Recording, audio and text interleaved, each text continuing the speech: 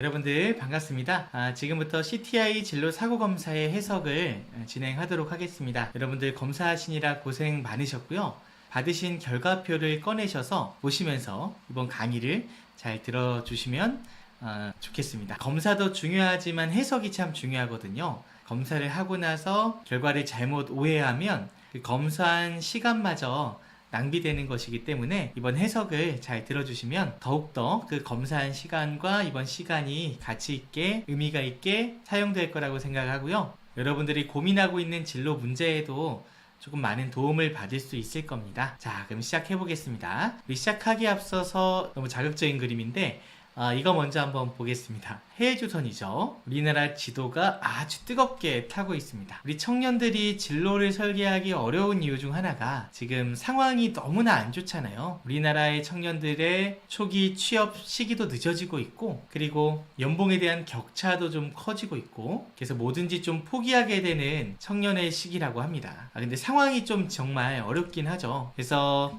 잡코리아 알바몬에서 해외조선이라는 말에 동의하십니까? 이걸 물어봤어요. 그런데 직장이나 대학생이나 다 청년이라 할 수 있죠? 90%가 동의한다. 대학생들은 프로가 매우 동의함이었고 직장인들은 프로가 매우 동의함이었어요. 직장인들이 더 느낀다는 건데 어쨌든 90%가 느낄 정도면 분명한 사실 이라고 할 수도 있겠죠. 그래서 뭐 이런 드라마도 나오는데 금수저, 우리가 헬조선이라는 말이나 이런 금수저라는 말은 청년들에게는 굉장히 무기력을 불러오는 말인 것 같아요. 어쨌든 외부적인 여러 환경이 안 좋다는 거니까 내가 노력해도 뭔가 달성할 수 없는 게 아닐까, 이런 마음이 자꾸 들게 되잖아요. 자, 그래서 SNS상에 수저론이 이렇게 정리된 게 있던데 제가 가져와 봤습니다. 금수저는 자산 20억 원 또는 가구 연수입 2억 원이고요. 은수저는 자산 10억 원 또는 가구 연수입 8천만 원, 동수저는 자산 5억 원 또는 가구 연수입 1,500만 원, 흑수저는 자산 5천만 원 미만 또는 가구 연수입 2천만 원 미만이 되겠대요. 자, 그럼 여러분들은 어느 수저에 해당되나요? 우리나라의 대부분은 여기에도 많이 해당이 될 거고, 기껏해야 이렇게 많이 해당될 것 같아요. 대학생들은 자산 5천만 원이긴 사실 어렵고, 그리고 부모님의 연수입은 2천만 원 이상일 수 있지만 나의 연수입은 거의 없다시피 하죠. 내가 어느 가정에서 태어났으며, 그리고 저 같은 경우는 지금 제가 우리 아이가 태어났는데 어떤 가정을 이루고 있나. 흑수저에서 동수저로 가는 거는 쉬울까요? 어려울까요? 여기 자산 5억 원 또는 가구 연수입 5,500만 원인데 사실 자산이 5억 원 되기가 쉽지가 않죠. 빚도 많고. 근데 가구 연수입 5,500만 원도 내가 대기업에 취업하지 않는 이상 쉽지 않습니다. 물론 이제 맞벌이라면은 이게 이제 가능하겠죠. 어쨌든 이 수저론이 굉장히 유행을 해서 지금은 너무나 흔한 말이 되었는데, 제가 하고 싶은 얘기는 금수저가 되자 이런 게 아니라, 이런 이야기들이 어떻게 보면은 우리에게 그 무기력을 가져온다는 거죠. 흑수저, 금수저 이런 얘기 많이 한 이유가 뭐예요? 그래서 우리가 열심히 살아서 금수저가 되자예요? 타고난 게 중요하다는 얘기잖아요. 타고난 게 중요하니까 뭐예요? 난 이미 태어났는데, 그럼 태어난 뒤에 다음 단계에서 할 수 있는 거는 없다는 거죠. 그래서 이제 금수저의 길은 불가능하니 청년들이 좀 무기력해지는 것 같아요. 이런 것들도 어떻게 보면 우리가 진로 의사결정을 하지 못하게 하는, 방해하는 요소들이라고도 할 수 있겠죠. 그런데 사실은 금수저만 돼야 행복한가 라고 하면 아닙니다. 여러분들 부자가 행복하지 않다는 이야기, 사례 너무 많이 보셨을 거예요. 다 이뤄본 사람들이 그걸 갖고 행복을 못 느끼잖아요. 근데 안 갖고 있는 사람은 또 그게 없어서 불행하다고 생각을 해요. 그래서 이런 행복이라는 게 참 잡힐 듯 잡히지 않는데, 저는 흑수저라도 물론 다음 수저가 되기 위해서 노력을 해야 되겠지만, 혹 안 되더라도, 혹은 되고 나서 그 다음 단계 못 가더라도 우리가 진짜 추구해야 될 것은 다른 데 있다고 생각을 합니다.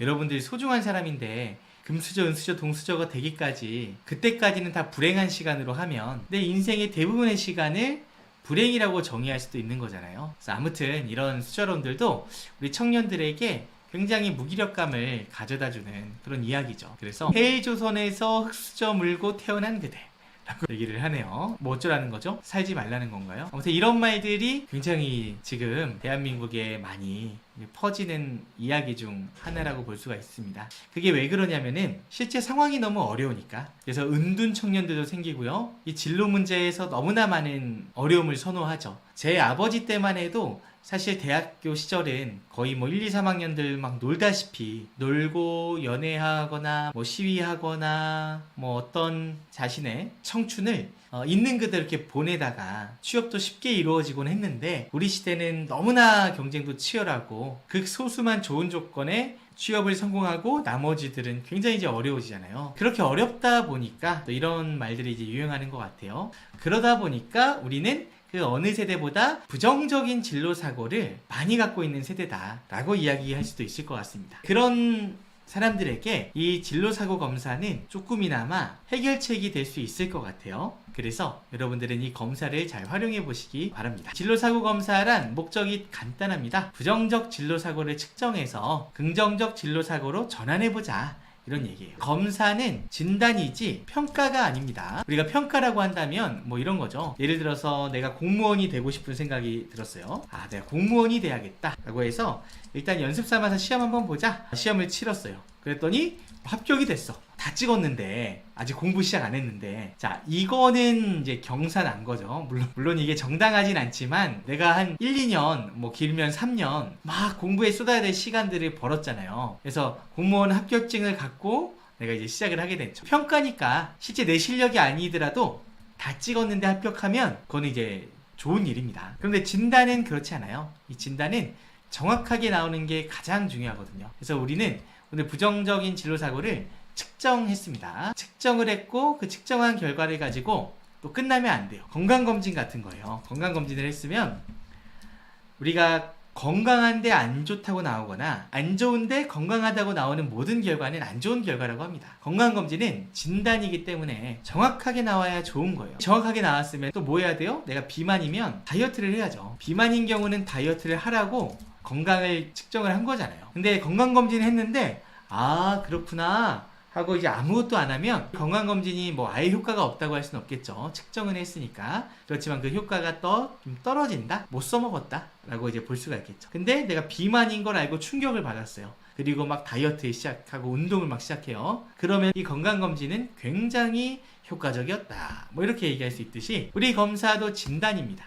부정적 진로사고를 측정했어요. 여러분들 결과가 좋게 나왔는데 내가 혹시 지금 진로 설계가 안 돼 있다라고 한다면 이거 검사 잘못된 거고요. 여러분들 검사 결과 너무 안 좋게 나와 있는데 실제 내가 진로에 대해서 어려움을 많이 겪고 있다면 좋은 결과입니다. 그러면 내가 이제 어떻게 해야 될지, 내가 생각의 전환을 어떻게 해야 할지, 어떤 노력을 기울여야 할지, 이런 것들을 방향을 잡고 건강한 진로 사고를 갖게 될 수 있잖아요. 그래서 이 진로사고 검사를 잘 쓰시길 바랍니다. 자, 이렇게 결과표가 나와 있습니다. 하나하나 살펴볼 건데, 우리가 먼저 이 진로에도 중요한 원리가 있다는 걸 이해하실 필요가 있을 것 같아요. 진로 의사결정을 잠깐 개념적으로 좀 정리해보면, 진로 의사결정은 개인의 적성, 흥미, 가치관을 바탕으로 자신의 미래의 직업과 삶의 방향을 선택하는 과정입니다. 그래서 굉장히 중요한 선택이죠. 어려운 선택이고요. 이는 단순히 직업을 고르는 것이 아니라 자신의 정체성과 인생 목표를 설정하는 중요한 과정이에요. 그러니까 이게 그렇게 어려운 겁니다. 자, 그래서 효과적인 진로 의사결정은 체계적인 정보 수집과 분석, 그리고 자기 성찰을 통해서 이루어집니다. 우리가 진로 의사결정을 어떻게 하는지 좀 배울 필요도 있을 것 같아요. 체계적인 진로 의사결정을 위한 4단계 과정을 생각해 봅시다. 첫 번째는 인식 단계예요. 진로 계획의 필요성을 인식해야 된다. 아, 내가 지금 진로를 결정해야 되는구나. 진로 결정이 얼마나 내 인생이 중요한 것인지 알고 해 나가야 된다는 거죠. 그리고 그 다음에는 탐색 단계입니다. 자기 이해와 직업 정보를 수집하는 단계입니다. 그 다음에는 선택 및 실행 단계입니다. 수집한 정보를 바탕으로 진로 대안을 평가하고 최종 결정을 내리고, 결정 후에는 구체적인 계획을 수립하고 필요한 준비 과정을 시작해야 된다는 거죠. 그래서 이런 식으로 이제 진로 의사결정이 이루어지는데, 이런 내용들이 우리 검사에 잘 담겨 있고, 여러분들은 어떤 단계에서 지금 어려움이 있는지 이걸 진단함으로써 내가 막연히 결정이 어려웠는데 그 결정의 방식을 구체화해서 내가 어려워하는 부분을 찾는 거예요. 그 다음에 그 부분을 개선해서 내가 좀 더 나은 선택을 해 나갈 수 있도록 도와주는 거죠. 왜냐면 우리가 이제 결정하는 게 정말 어렵잖아요. 그래서 점심 메뉴도 결정 못 하나요? 당신은 결정장애. 뭐 이런 기사 많이 있죠. 점심 메뉴도 고르기 어려운 사람들. 선택은 스트레스가 있다. 선택의 스트레스에서 벗어나는 법. 오늘 점심을 뭘 먹어야 할지 항상 이제 고민이죠. 짜장면을 먹을까, 짬뽕을 먹을까. 그래서 짬짜면이 나왔죠. 근데 짬짜면이 없는 중국 식당도 많아요. 그러면은 뭘 먹어야 될까? 나름 기준이 필요하죠. 저 같은 경우는 이런 기준을 갖고 있습니다. 항상 두 개가 먹고 싶은데 식당에 짬짜면이 있으면 일단 짬짜면을 시키죠. 짬짜면이 없으면은 그 식당의 메인 음식이 뭔지를 좀 확인해요. 예를 들어서 요새 중식점은 짬뽕을 이름으로 한 몇 대 짬뽕, 무슨 짬뽕, 뭐 이런 집들이 많잖아요. 내가 자주 가본 식당이 아니라고 한다면 짬뽕이 메인이면 짬뽕을 시키고 무슨 수제 짜장, 짜장이 메인이라는 이런 식당에 가면은 저는 이제 짜장을 시키죠. 그래서 참 고민되는 부분이지만 어느 정도 그렇게 내 선택의 프로세스를 갖고 있으면 이제 크게 고민하지 않고 선택을 할 수 있습니다. 자, 그래서 우리가 이 선택을 좀 잘하려면은 생각의 프로세스를 가져야 되죠. 선택하는 과정에 대한 이해가 필요합니다. 그래서 이제 물고기를 잡아다 주는 교사보다 물고기 잡는 법을 가르치는 교사가 훌륭하다고 하잖아요. 여러분들이 만약에 진로에 대해 고민이 많은데 부모님이 예를 들어서 금수저여서 지인 회사에 그냥 꽂아줘요. 대기업에 낙하산으로. 요새는 그런 게 거의 어렵지만 또 가능하기도 하죠. 자, 그거는 이제 물고기를 준 거죠. 그렇게 해서 진로 문제가 해결됐는데 막상 다니다 보니까 한 5년 정도 다니니까 이직을 해야 되는 상황에 놓여요. 그러면 또 진로 고민이 시작되거든요. 그러면 남들이 해결해준 사례고 도움만 받아봤기 때문에 스스로 그 진로 문제를 해결한 적이 없기 때문에 또 갈등하고 어려움에 빠집니다. 그런데 스스로 진로 문제를 해결한 경험이 있는 사람은 또 스스로 그 과정을 거쳐서 직업을 결정하겠죠. 물고기를 내가 잡아봤기 때문에 어느 지역에 가서 어느 낚싯대로 어떤 미끼를 써가지고 어떤 때 던져서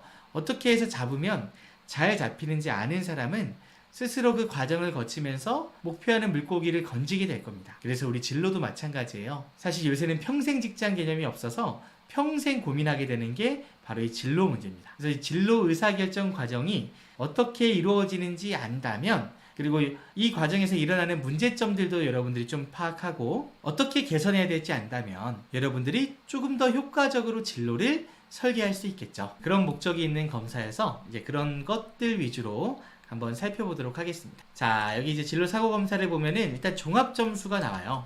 이 종합 점수는 총점이라고 보시면 되는데 여기 이제 T점수와 백분위가 있습니다. 이 내용 제가 잠깐 설명드리고 갈게요. 자, 우리가 옛날에 많이 했던 심리 검사로는 IQ 검사가 있습니다. 이 점수를 비유로 해서 제가 설명을 드려볼게요. IQ 점수가 내가 87점이 나왔다. 이거는 기분이 좋은 점수인가요? 안 좋은 점수인가요? 한번 생각해 보시고. 아니면 내가 108이 나왔다. 이거는 좋은 점수인가요? 사람마다 다르겠죠?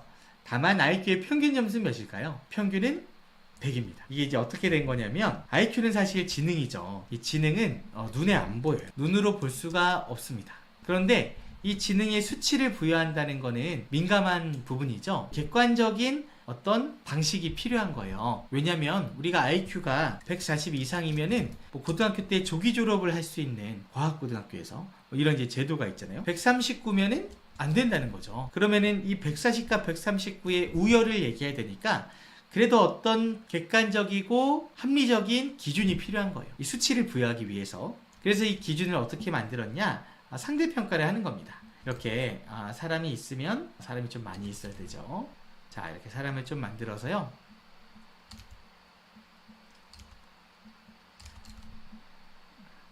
자, 이렇게 쭉 나열해 보겠습니다.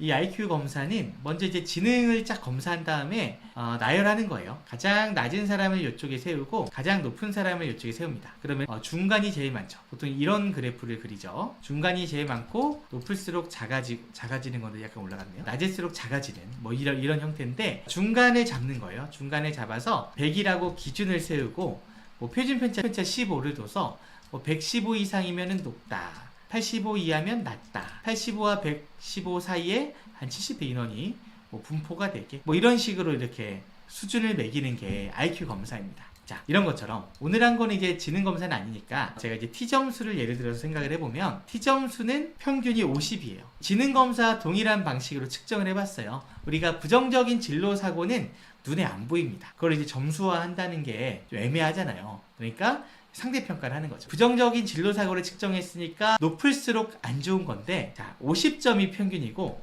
40점과 60점 사이 표준 편차 10을 줘서 여기가 이제 보통 수준이라고 합니다.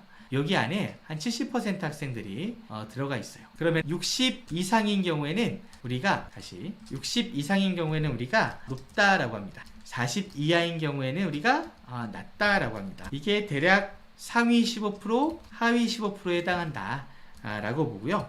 그 다음에 65보다 높다 라고 하면은 매우 높은 상위 7%, 그 다음에 35보다 낮다 라고 하면은 매우 낮은 하위 7% 정도에 해당된다 라고 볼 수가 있어요. 그래서 사람과 비교해서 나와 비슷한 학년, 나이를 갖춘 사람들과 비교해서 내가 어떤 수준에 해당되는지를 본 거고요. 우리가 더 쉽게 이해하기 위해서 백분위로도 표현이 되어 있죠. 백분위는 나보다 낮은 학생의 비율을 보시면 돼요. 이거는 낮을수록 좋은 거니까 나보다 낮은 학생이 막 98%다. 그럼 내가 상당히 높다는 거니까, 그러니까 상위 2%에 해당되는 부정적인 진로 사고를 갖고 있는, 어려움이 있는 학생이 되겠죠. 그렇게 해서 이렇게 T점수와 백분위의 수준을 보시면 됩니다. 종합점수는 진로에 대해서 내가 얼마나 부정적인 생각을 많이 하고 있는지에 대한 총점이 되겠어요. 점수가 낮을수록 이제 긍정적인 점수라고 해석을 하시면 됩니다. 우리가 이제 진로를 결정할 때 어려움이 참 많잖아요. 대표적으로 어떤 게 있냐면 불확실성과 외부 압력이 있죠. 진로 결정 과정에서 미래에 대한 불확실성은 큰 부담이 돼요. 또한 부모님이나 사회의 기대 등 외부 압력도 스트레스 요인이 될 수 있습니다. 부모님이 내가 원하는 진로를 지지해주면 괜찮은데 부모님과 의견이 틀어지고, 더 나아가 그걸로 인해서 갈등이 생기고, 이런 것들이 이제 나에게 스트레스를 불러와서 진로 장벽이 되기도 해요. 내가 뛰어넘을 수 없는 벽같이 느껴져서 날 무기력하게 하고. 이를 극복하기 위해서는 충분한 정보 수집, 자기 이해 증진, 그리고 주변과의 솔직한 소통이 필요합니다. 불확실성을 완전히 제거할 수는 없지만 이를 관리하는 법을 배우는 것이 중요하죠. 그래서 우리는 검사 결과에도 이제 표현되어 있지만 의사결정 기술을 향상시켜야 돼요. 나의 의사결정 기술을 향상시키면 앞으로 여러 가지 진로의 어려움을 잘 극복할 수가 있습니다. 그래서 우리가 인생의 가장 중요한 선택 두 가지라고 한다면, 첫 번째가 진로 선택, 두 번째가 배우자 선택, 이런 얘기를 하잖아요. 두 가지가 인생에 크게 영향을 줄 만큼 되게 중요한 부분인데, 이것들을 잘 하려면 이건 둘 다 선택이라는 공통점을 갖고 있으니까 나의 의사결정 기술을 향상시키면 내가 이런 선택들을 좀 더 잘 해나갈 수 있다는 거죠. 의사결정 기술을 향상시키기 위해서는 정보 수집 및 분석 능력이 필요하고요. 장단점 평가 기술이 필요하고, 우선순위 설정 능력 필요하고요. 직관과 논리의 균형 있는 활용이 필요해요. 그 다음에 결정을 내린 후에 그 결정에 대해 책임을 지고 최선을 다하는 자세, 그리고 그 결정을 검토하고 수정하고 보완하고 변경하는 그런 능력, 이런 것들이 다 필요합니다. 그래서 이 의사결정 기술 향상이 오늘 진로 사고 검사의 굉장히 핵심적인 내용이라고 이해하시면 돼요. 이게 이제 포인트입니다. 진로 의사결정의 장애 요인을 극복하기 위해서 이제 이런 게 필요합니다. 우유부단함을 극복하셔야 돼요. 결정을 미루지 말고 작은 결정부터 시작해보자. 완벽한 결정을 하려 하지 말고 장단점을 분석하고 우선순위를 설정해서 최고의 선택은 못해도 최선의 선택을 해보자. 그리고 그게 최선이 아니었어도 나만의 최선일 수 있으니까 결정에 대해서는 그냥 자신감을 갖고 책임을 지자. 그리고 외부 압력에 대처하자. 부모님이나 주변의 기대에 부응하려 하기보다 자신의 가치관과 목표를 명확히 해야 한다. 솔직한 대화를 통해 이해를 구하고 필요하다면 전문가의 조언을 받는 것도 좋아요. 그 다음 불확실성에 대한 두려움 관리.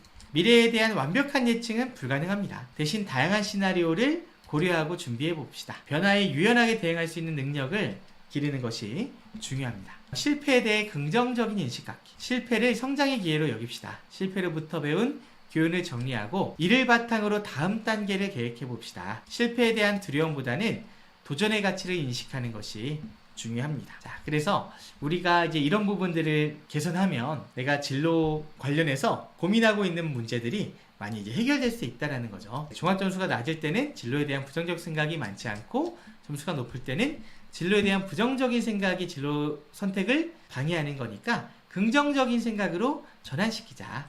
그리고 지나치게 높을 때는 진로 전문가 및 상담가, 대학의 취업지원센터라든지 학생상담센터라든지 너무 극단적으로 높을 경우에는 그런 도움을 받으시는 것도 추천을 드립니다. 대표적인 부정적인 사고를 3가지 측정해 봤는데 여러분 결과표와 비교해 보시면 좋겠어요. 첫 번째는 의사결정 혼란입니다. 이게 낮으면 진로를 어떻게 선택해야 되는지, 나에게 맞는 진로 선택이 어떤 것들이 있는지 잘 알고 있는 편에 해당이 돼서 문제가 없는데, 높을 때는 진로 결정에 대한 좌절감, 자신감이 떨어져 있어가지고 시작도 못한다든지, 진로 선택은 해야 되는 건 알지만 그냥 스트레스만 받고 방향을 못 잡고 있다든지, 이런 문제에 빠져 있는 걸 수 있거든요. 그래서 나는 진로 결정을 잘할 수 있다, 자신감을 갖고요. 미래는 원래 불안한 거예요. 너무 이 문제를 회피하지 말고, 정말 제일 중요한 문제니까 고민하고 또 고민하고, 바로 안 풀려도 괜찮고 내가 최고의 선택을 못해도 괜찮은데 끝까지 숙제를 미루지 말고 해나가려는 의지가 필요하다는 거죠. 그래서 나는 진로 결정을 잘할 수 있다, 이 자신감을 갖는 것이 필요하고요. 이번 강의를 듣는 분들은 내가 이런 진로와 관련된 지식들을 학습하기 때문에 조금 더 수월하게 해낼 수 있을 거다, 이전의 나와 조금씩 달라질 수 있다라는 자신감과 의지를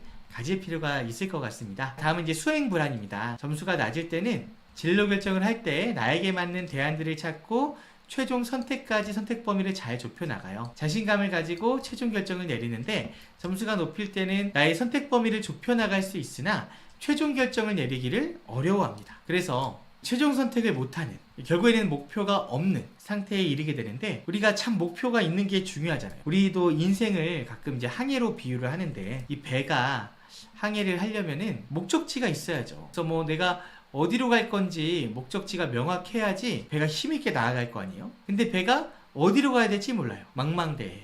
그러면 방황하게 되어 있습니다. 노력을 하기도 어려워지죠. 목적을 세우는 게 이제 너무나 중요한데, 이 수행 불안이 높은 경우에는 너무 완벽한 선택을 하려고 해서 어려워하는 경우도 있어요. 그러면은 진로 의사결정 과정, 우리가 무언가 선택을 할 때 어떻게 선택을 해야 되는가, 장단점을 분석해서 다 마음에 들지 않지만 그래도 우선순위를 매겨서 선택을 해야죠. 내가 결혼을 하더라도 마찬가지잖아요. 내가 결혼을 할 때도 전 세계 사람들을 다 놓고 고려하지 않죠. 내 주변의 선택 대안들을 찾죠. 결혼할 사람들을. 그리고 이분들에 대한 어떤 파악이 있어야죠. 왜냐면은 첫인상은 굉장히 좋았는데 이분이 예를 들어서 알코올 중독이에요. 그러면은 결혼할 수 없잖아요. 근데 이분은 외모가 뛰어난데 이분이 더 능력이 있어요. 그러면은 나는 외모를 선택할 건가 능력을 선택할까? 능력을 선택했는데 이분이 내가 싫대요. 그러면 또 바뀌고, 그렇죠? 그래서 어떤 선택을 하기 위해서는 그 선택의 프로세스를 이해하고 내 선택 범위에서 우선순위를 정할 수 있는 이런 능력이 좀 필요해진다는 거죠. 자, 다음은 외적 갈등입니다. 외적 갈등은 점수가 낮을 땐 주변의 중요한 사람들의 진로에 대한 의견을 활용하고 자신의 진로에 대한 생각과 주변 사람들의 생각이 다르더라도 혼란스러워하지 않고 진로를 잘 결정하는데, 높으면 중요한 사람들이 진로에 대해서 하는 이야기와 자신의 의견이 맞지 않아 진로 선택에 확신이 서지 않고 혼란스러워합니다. 자, 이럴 때는 최종 결정은 나한테 있다는 것을 꼭 기억하셔야 돼요. 그리고 주변 사람들의 조언도 충분히 들어야죠. 왜냐면 내가 너무나 불가능한 것을 꿈꾸고 있을 수 있으니까, 그런 것들은 주변 사람들의 의견을 들어서 나도 생각의 균형을 잡을 필요가 있는데, 어쨌든 최종 결정은 내가 내리는 겁니다. 근데 우리가 이렇게 진로 결정에 영향을 크게 준 사람들을 조사해보면 부모님이 압도적이죠. 그래서 사실 나를 키워주신 부모님과의 이런 갈등이 많이 생기는 게 당연하기도 한데요. 왜냐면은 나에게 영향을 많이 주는 분이 부모인데, 보통 내가 선호하는 직업과 부모님이 선호하는 직업이 다른 경우가 많거든요. 그래서 이런 서로의 견해 차이를 어떻게 좁힐 수 있을까? 그렇지만 이제 진로 선택은 나에게 책임이 있으니까 항상 어느 정도는 나의 주도성을 갖고 내가 주도적으로 해결해 나가고자 하는 의지가 필요하다는 겁니다. 자, 이렇게 대표적인 3가지 사례를 살펴봤는데요. 이어서 이제 진로 의사결정이 어떻게 이루어지는지 잠깐 좀 살펴보겠습니다. 첫 번째 다룰 이론은 인지적 정보처리 이론의 피라미드 영역, 인지적 정보처리 이론으로 보는 진로 설계 과정인데요. 우리가 진로 설계를 요리라고 한다면 이것은 요리 재료를 잘 모으는 일이다 라고 봐도 좋겠습니다. 일단은 많은 요리가 있으면 좋죠. 그래서 자기 정보와 직업 정보를 많이 충분히 모으는 게 좋습니다. 그리고 정확히 모으는 게 좋죠. 왜냐면은 내가 재료가 고등어다 라고 하면은 고등어와 관련된 요리를 할 수 있고, 돼지고기다 라고 하면은 돼지고기와 관련된 요리를 할 수 있잖아요.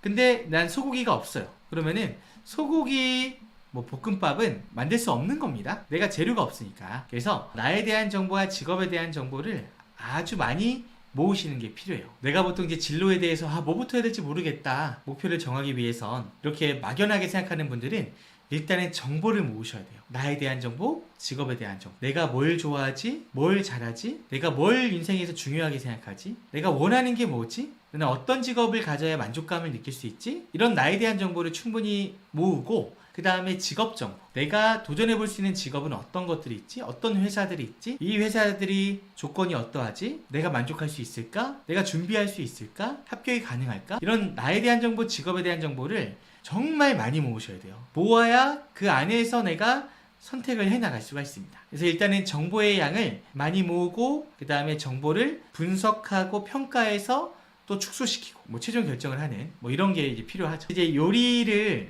잘하기 위해선 일단은 이제 재료가 좋아야 한다. 이 재료는 내가 조금 요리를 못하다 하더라도 음식을 맛있게 해줘요. 예를 들어서 너무 싱싱한 고구마가 있어요. 고구마 요리도 맛있게 할 수 있지만 센 걸로 먹어도 정말 맛있는 정도거든요. 이런 거죠. 예를 들어 내가 수능 만점자야. 내가 아는 직업이라고는 의사밖에 없어. 그냥 그 준비하는 거예요. 가능하니까. 그러니까 요리 재료를 잘 모으는 일이 필요하고, 그 다음에 이제 의사결정 방법. 이거는 이따가 요리 순서, 요리의 과정이라고 볼 수 있는 커사비 이론에 대해서 배울 건데, 나에 대한 정보와 직업에 대한 정보를 모으는 것도 중요하지만 내가 의사결정을 하는 능력을 키울 필요가 있다는 거죠. 나의 의사결정을 돌아봐야 되죠. 그 다음에 초인지. 내 결정을 검토하고 실행하고 평가하고 수정하고 변경하고 실행하고 이런 거. 이런 게 우리가 진로 설계할 때 굉장히 중요한 부분이라는 겁니다. 자, 그래서 첫 번째 자기정보 영역.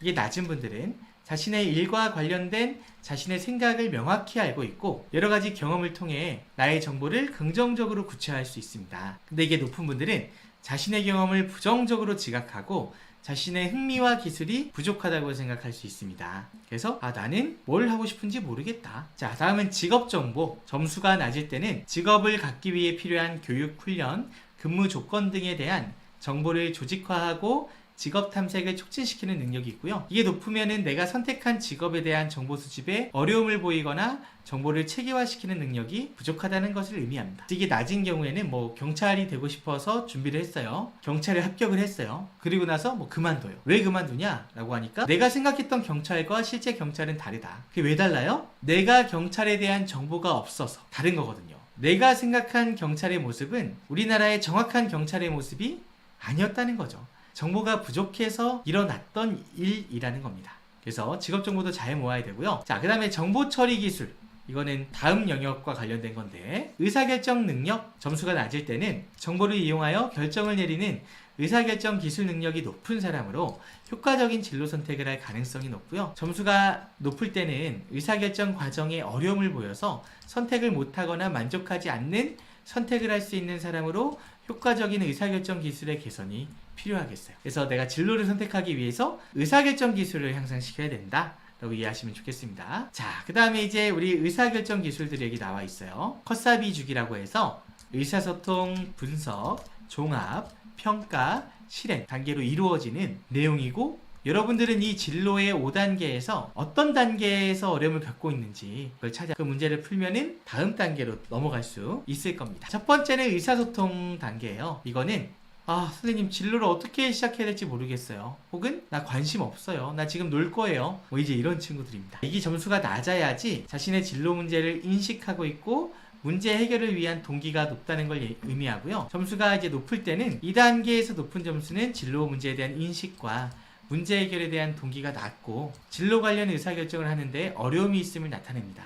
그래서 이분들은 동기부여가 필요해요. 여러분들 진로 선택을 하셔야 합니다. 이런 동기부여가 필요한 거죠. 목표 선택을 구체적으로 하는 게 너무나 이제 중요하다는 거예요. 자, 여기 하버드 대학생 대상으로 있었던 흥미로운 연구를 제가 하나 소개해드리면, 하버드 대학생의 삶의 목표와 계획 이런 것들을 조사해봤는데 3%만이 목표와 계획을 구체적으로 세우고 있었다는 거예요. 이 명문대에서 97%는 목표와 계획을 구체적으로 세우지 않았다는 거죠. 그런데 10년이 지나고 나서 보니까 이 3% 학생과 이 97% 학생들의 그 수입 차이가 10배에 달했다. 뭐 이런 연구입니다. 그래서 목표와 계획을 구체적으로 세우는 게 정말 중요하구나. 이들의 어떤 타고난 재능 차이보다도 이 차이가 10배의 차이를 가져왔다. 뭐 이제 이렇게 본다면은, 자, 우리가 목표와 계획이 아무것도 없이 그냥 이렇게 세월을 낭비하는 것은 훗날의 나의 행복감에도 영향을 주잖아요. 그래서 진로 의사결정을 해야 된다라는 필요성을 느끼셔야 돼요.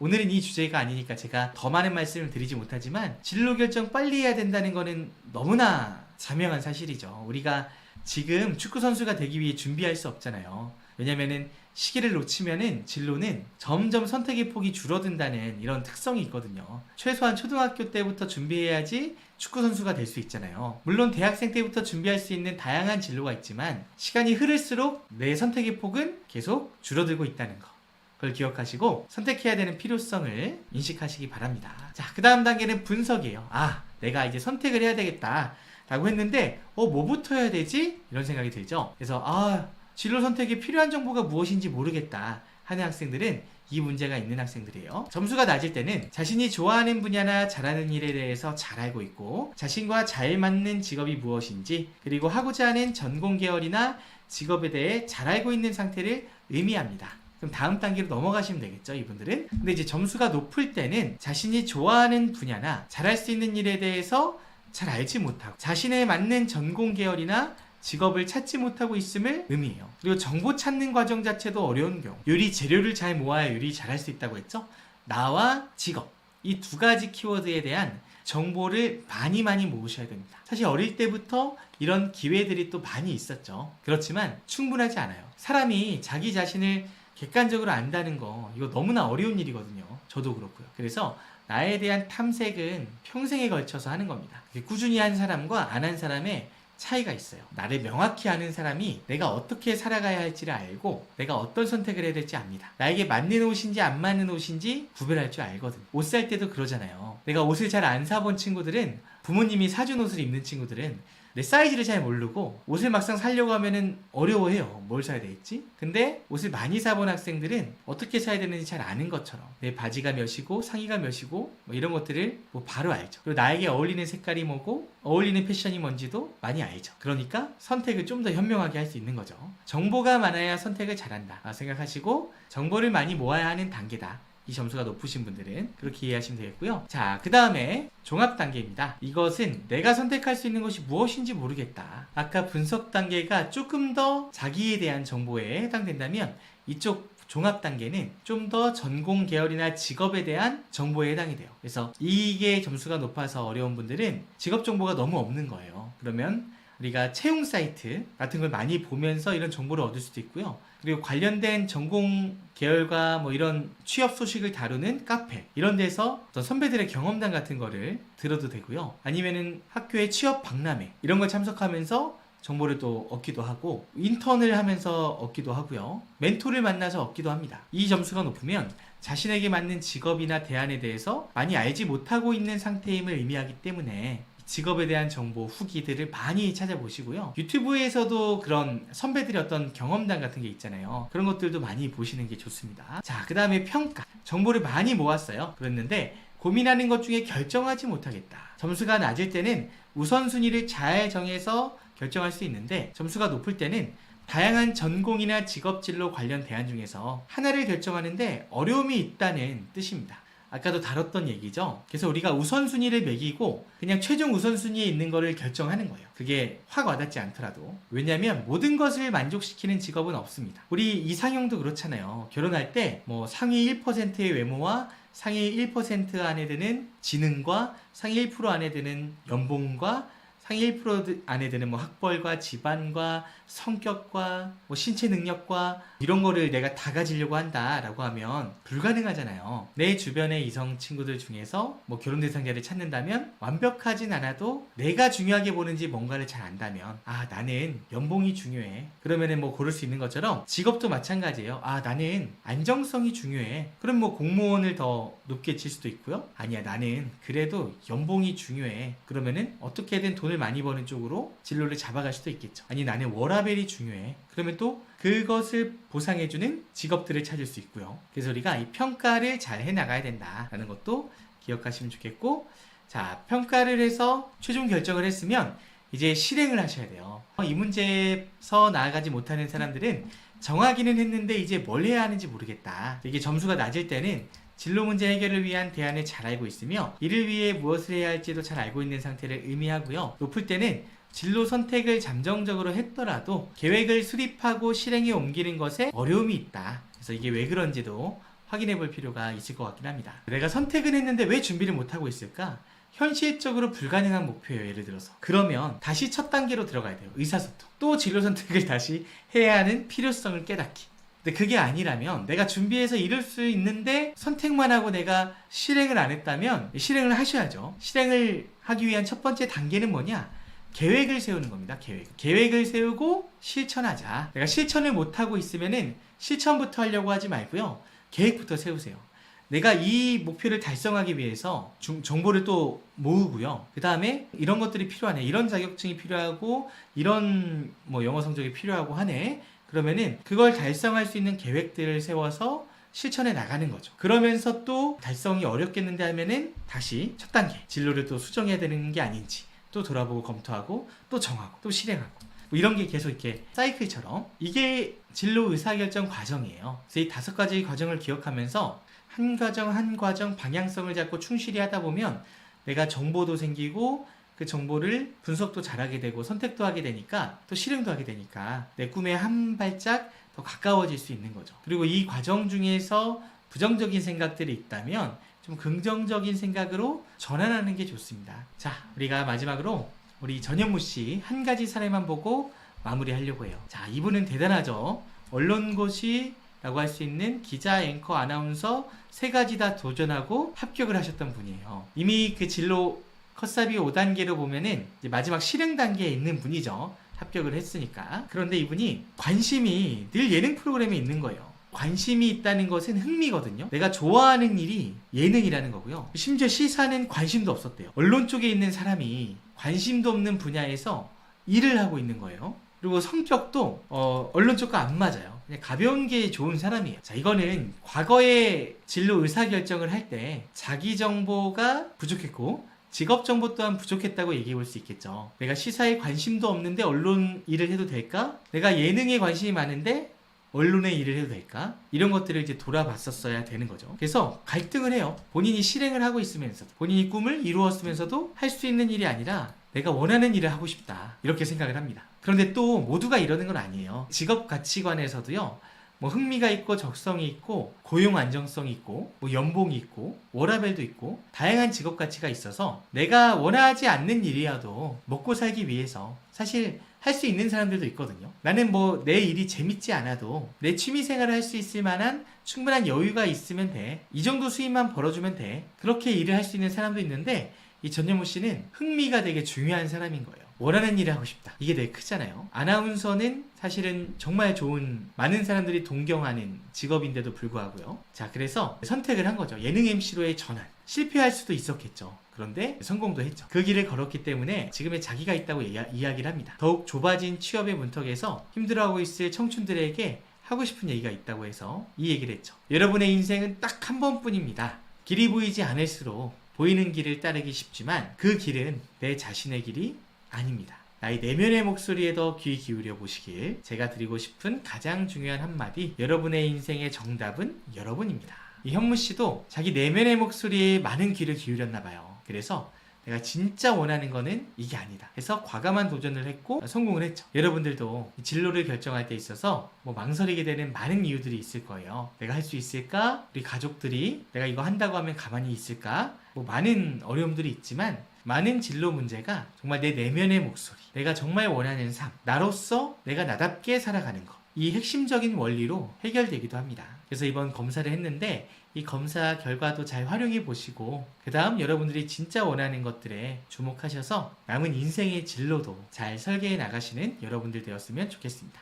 네, 그럼 이상 진로 사고검사의 해석을 마치도록 하겠습니다. 학생 여러분들 검사하시느라 또 교육도 받으시느라 정말 수고 많으셨습니다. 감사합니다.